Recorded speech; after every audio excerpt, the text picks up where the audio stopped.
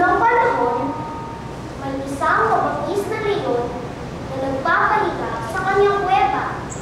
Nang bigla itong magising sa kaluskos ng isang munting daga. Sa galit ng leon, dinakma niya ang munting daga. "Bakit ito ngayon?" ang pagalit na sabi ng leon. "Huwag mo akong patayin, kaibigan kong leon," ang pagmamakaawa ng daga. "Kung kakainin mo ako, ay hindi ka man mabubusog sa kaliitan ko. Ako ay naligaw ng landas, kaya napunta ako dito." Ang daga ay nanginig sa takot. Sa awa ng leon, pinabayaan siya nito at hindi pinatay. Isang araw, habang ang leon ay naghahanap ng makakain sa gubat, napasok siya sa isang silo at natalian. Gamitin man niya ang buo niyang lakas ay hindi siya makapalag.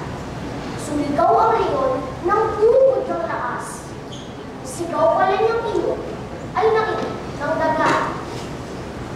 Humahangos na dumating ang daga. "Ano ang nangyari, kaibigan mo, leon?"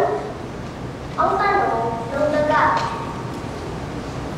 "Masdan mo akong nakatay," ang sagot ng leon. "Ako ay natalian ng mahigpit nitong lubi na ito. Nakupulubot rin ang aking paa at buong katawan." Walang sandaling inaksaya ang munting daga. Ang kanyang matatalim na ngipin ay ginamit niya sa paglatnat ng lubi. Ngat, ngat, ngat. Patuloy at mabilis na aksyon ng daga. Niyang nalabot ang lubi at nakawala ang leon.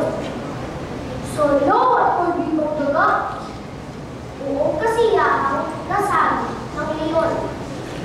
At sabay na umalis ng ubod ng saya ang dalawang hayop sa lugar na iyon. Bawat kabutihang ating ginawa ay palaging may gantimpala sa buong may kapal. At ito ay ginawa ng bukal sa puso at kalooban. Salamat po.